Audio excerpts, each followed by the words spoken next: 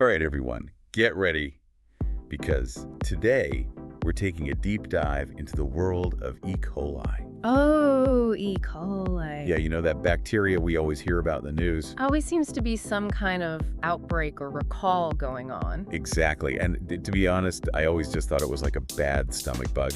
But Yeah. in getting ready for this deep dive, I realized there's a lot more to it Oh, there's so much more to it. than meets the eye. Absolutely. We've got a great article here from the Mayo Clinic. Okay. And I'm hoping you can kind of help us break down exactly what makes E. coli so tricky. Yeah, happy to unpack this. Go. E. coli, or Okay. ESCHERICHIA coli, to use its full name, Wow, that's a mouthful. is actually a type of bacteria that naturally lives in the intestines of both people and animals. Wait, so you're saying it's actually normal to have E. coli in our gut? Most of the time, absolutely. Well- Most types are harmless and just part of our gut's, ecosystem. Ecosystem. But there are a few bad apples in the bunch, Oh, no. so to speak. Okay. Strains like E. coli 0157, H11. Okay. That's the one you see. Okay. That's the one that often you see causing the trouble in the news. Got it. Are what we call pathogenic, So pathogenic meaning? meaning they can make you sick. Okay. What sets 0157-H7 apart is that it produces a toxin Oh. that can actually damage the lining of your intestines. Oh, really? That's what leads to those more severe symptoms, Okay. especially the bloody diarrhea. Yeah. That really sets off alarm bells. So we're really seeing now why this isn't just your average Right. stomach bug. No. So if you suspect you might have an E. coli infection, Yeah. what are some things you should be looking out for? Well, the tricky part is that symptoms usually don't show up right away. It takes about 3 to 4 days Oh, wow. after you've been exposed, but it can be as soon as 1 day or as late as a week. So you might not even connect it to what you ate a couple days ago. Exactly. Got it. You'll likely experience abdominal cramps, pain, or tenderness in your stomach, and of course, diarrhea.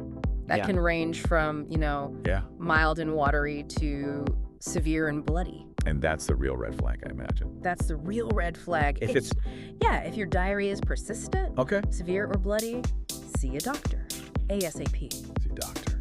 Some people also have nausea and vomiting, but that's not as common. Got it. Okay. Yeah. So now I'm really curious about how this spreads. Mhm. It seems like it just pops up It's everywhere. in the most unexpected places. Yeah. 1 minute it's lettuce, the next minute it's a swimming pool. Yeah. It's very versatile. How does that even happen? You've hit on one of the biggest challenges with E. coli. Yeah. It is incredibly easy to spread. Okay. So let's break down the main culprits here. Yeah. Contaminated food, Right. contaminated water, Okay. and direct person-to-person contact. Got it. So let's start with contaminated food. Okay? I know undercooked ground beef is a really common source. Yeah. Why is that? Ground beef is tricky because during processing, bacteria from the surface of the meat gets mixed throughout. Ah, interesting. So even if you sear the outside, Okay. bacteria hiding inside might survive. Oh, wow. Plus, ground beef often comes from multiple animals, Right. further increasing the chance of contamination. So more surface area equals more risk. Pretty much. Okay. Yeah. What other foods should we be wary of? Unpasteurized milk is another one. Okay. Since it hasn't gone through that heating process that kills bacteria. Makes sense. And watch out for fresh produce, Okay. like spinach and lettuce. Right. These are often eaten raw, so any E. coli present won't be killed by cooking. That's a good reminder to always thoroughly wash your fruits and vegetables. Absolutely. And what about the contaminated water?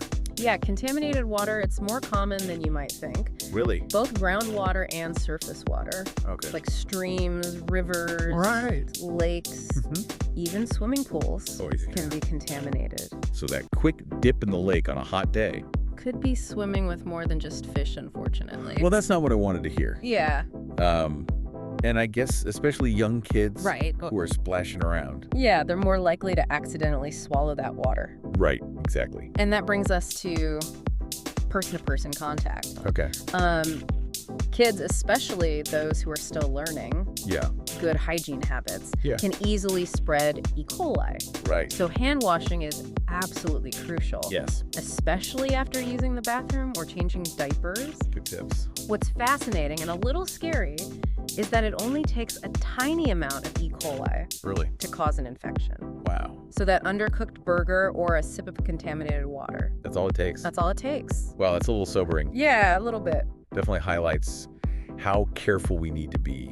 So we've covered how it spreads. Yeah. Now, are there certain people who are more vulnerable to E. coli than others? Definitely. Okay. Young children and older adults are at higher risk of developing severe illness from E. coli because their immune systems might not be as strong. That makes sense. Yeah. Anyone else who might be more susceptible? People with weakened immune systems. Okay. So like those with HIV, cancer, or who've had an organ transplant are also more vulnerable. Got it. Are there any other risk factors that might surprise people? Interestingly, the time of year plays a role. Oh, really? Most E. coli infections in the U.S. occur between June and September. I wonder if that's because people are just out and about more during the summer months. Yeah, could be. More barbecues? Yeah, more picnics. More swimming? Warmer temperatures might also make it easier for the bacteria to multiply. Oh, that's interesting. Yeah, and here's one that might surprise you. Okay. Low stomach acid. Really? If you're taking antacids, like Prilosec or Nexium, you might be more at risk. So our stomach acid actually helps protect us? Exactly. It acts as a natural barrier. Wow, I never would have thought of that. Yeah. So this brings us to a more serious topic. The complications that can arise Yeah, from an E. coli infection. right. We touched on this earlier. Yes. But could you explain a bit more about what those might be? Of course, one of the most concerning complications is hemolytic uremic syndrome, or HUS for short. HUS, I've heard of that. Yeah, It affects the kidneys, right? it does. HUS is a life-threatening type of kidney failure Oh, that can occur as a result of E. coli infection. okay. And it's particularly concerning for young children and older adults. Right. That toxin we talked about earlier, Yeah. it can damage small blood vessels in the kidneys, leading to HUS. So even though most healthy adults recover Right. from E. coli within a week, Mm-hmm. there's still a chance of developing something as serious as HUS. Yeah, exactly. Wow. That's why it's so crucial to seek medical attention Oh. if you suspect you might have an E. coli infection, especially if you're experiencing those more severe symptoms. Early intervention can make a big difference. That's good to know. Yeah, It's definitely not something to take lightly. not at all. Yeah. Okay, so we've established that E. coli is definitely not something to mess around with. No, it's not. But is there anything we can do to protect ourselves? Is there a vaccine? Unfortunately, no vaccine exists yet. Oh, bummer. Researchers are definitely working on it, but, Okay. E. coli, it's a tricky adversary. Yeah. It's a master of disguise, constantly mutating, Oh, wow. which makes developing a vaccine Right. that targets all the dangerous strains incredibly challenging. So it's kind of like trying to hit a moving target. Exactly. I see. So what can we do in the meantime? Well, Besides avoiding lakes right? and washing our hands religiously? Hand washing can't be overstated. Yeah, for sure. I'm definitely going to be more diligent about that now. But there's more we can do, Okay. especially when it comes to food safety. Okay, good. The Mayo Clinic has some excellent tips.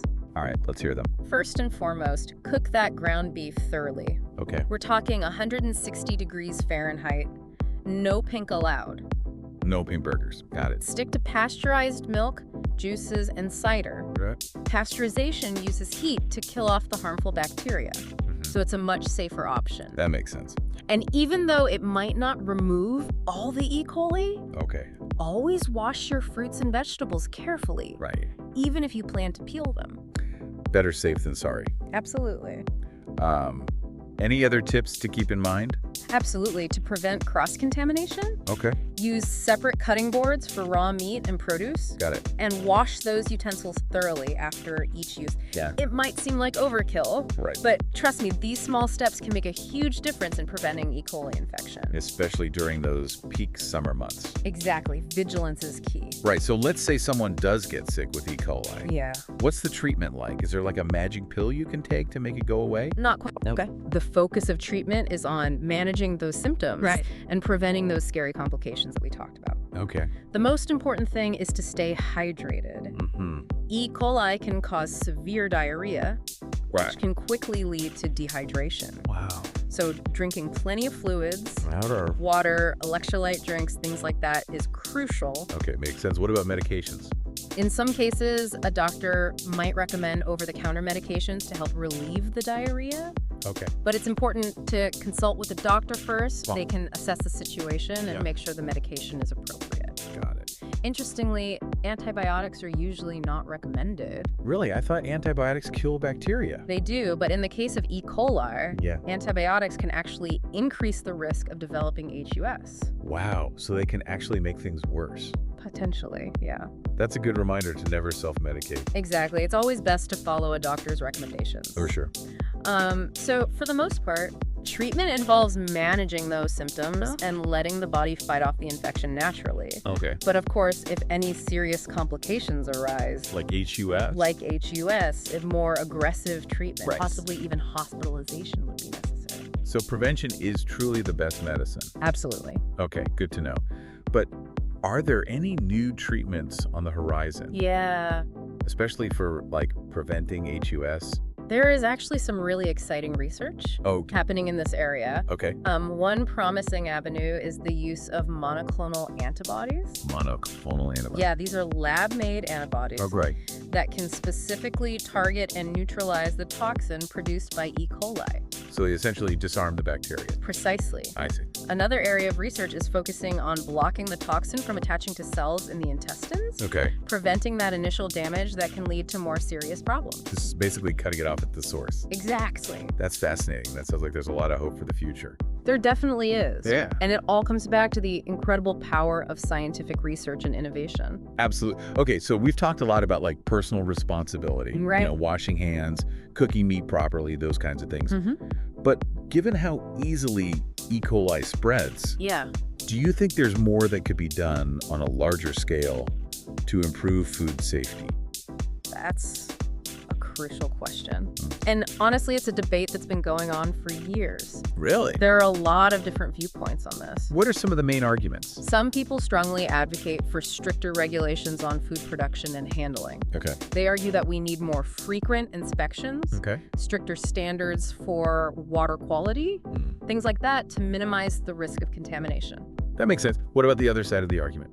Others believe that the focus should be on educating consumers about food safety practices. Right. They argue that if people are well-informed Yeah. and empowered to make smart choices, we can significantly reduce the number of E. coli infections. So more public awareness campaigns, Exactly. educational resources. Yeah. And then there are those who believe the answer lies in technological solutions. Okay. They advocate for developing new ways to detect and eliminate E. coli in food products, Oh, interesting. like rapid testing methods, Right. more advanced sanitation techniques. It sounds like a complex issue with no easy answers. It really is. Yeah. Ultimately, it's an ongoing conversation and one that we all have a stake in. Right? We all want safe food, right? Absolutely. Food safety is everyone's responsibility. That's a great point. And speaking of responsibility, Yeah. I think it's important to remember that E. coli outbreaks can happen anywhere, anytime. It's true. We've seen it with restaurants, farms, even those petting zoos you mentioned earlier. Right. It really highlights how interconnected our food system is. One contaminated ingredient can impact a huge number of people. Exactly. And each outbreak presents a unique challenge. Yeah. For public health officials. Oh, for sure. They have to work like detectives, interviewing people, analyzing food samples. Wow. Even looking at water sources to try and piece together the puzzle of where the contamination originated. That's incredible. It makes you appreciate all the work that goes on behind the scenes to keep us safe. Yeah, there are a lot of unsung heroes, a lot of people working really hard behind the scenes. Right. It really is a complex system. It is. And thinking about it, Yeah. it's amazing how much our understanding of food safety has evolved over time. I know, right? Like, it wasn't that long ago that people didn't even think twice about drinking unpasteurized milk or eating raw meat. I know. And now we're like, Yeah. wait a minute. Yeah. That's a little scary. Yeah, it's fascinating how scientific discoveries and public health campaigns have really shifted our behaviors. For sure. And as we learn more about E. coli and other foodborne illnesses, hopefully we can continue to refine our practices. Yeah. And make our food system even safer. Absolutely. It's a continuous process. Right. And it really makes you appreciate the work of everyone involved in keeping our food safe. Yeah. From the farmers and food processors to the researchers and health inspectors. Right. There are so many people working behind the scenes to protect our health. It's a whole ecosystem that we often take for granted. Very true. Okay, so we've covered a ton of ground today We have. in this deep dive into the world of E. coli. Yeah. We learned about how sneaky it can be, It is sneaky. how it spreads, Mm-hmm. and even some of the exciting research happening around new treatments. Definitely some promising developments. I think we've given our listeners a lot to consider, I hope so. and hopefully they feel empowered Yeah. to make informed choices about their health Mm-hmm. and the food they eat. Knowledge is power, as they say. It really is. So as we wrap up, I Yeah. want to leave our listeners with a final thought Okay. to chew on. Okay. We talked about personal responsibility, Yeah. larger scale solutions Mm. for food safety. Right. But what about the role of technology? Oh, interesting. Do you think there are any innovations on the horizon that could Yeah. revolutionize how we prevent and treat E. coli infections? That's a great question, and it's something that really excites me. Okay. Imagine a world Yeah. where we could use sensors to detect E. coli contamination in real time, Wow. before it even reaches our plates. That would be a game changer. Right. Yeah. Or what about personalized diets, Okay. tailored to our individual gut microbiome, Wow. designed to boost our natural defenses against harmful bacteria? That sounds like something straight out of science fiction. I know, right? But honestly, who knows what the future holds? Exactly. The possibilities are endless. Yeah. Especially with all the advancements happening in science and technology. It really is an exciting time to be alive. It is. Well, on that note, Yeah. I think it's time to wrap up this deep dive into the fascinating Hmm. and sometimes scary world of E. coli. It's been a pleasure exploring this topic with you Likewise. and our listeners. And to our listeners, thank you for joining us on this journey of discovery. Yes. Remember, stay curious, Stay informed. and most importantly, Yes. stay healthy.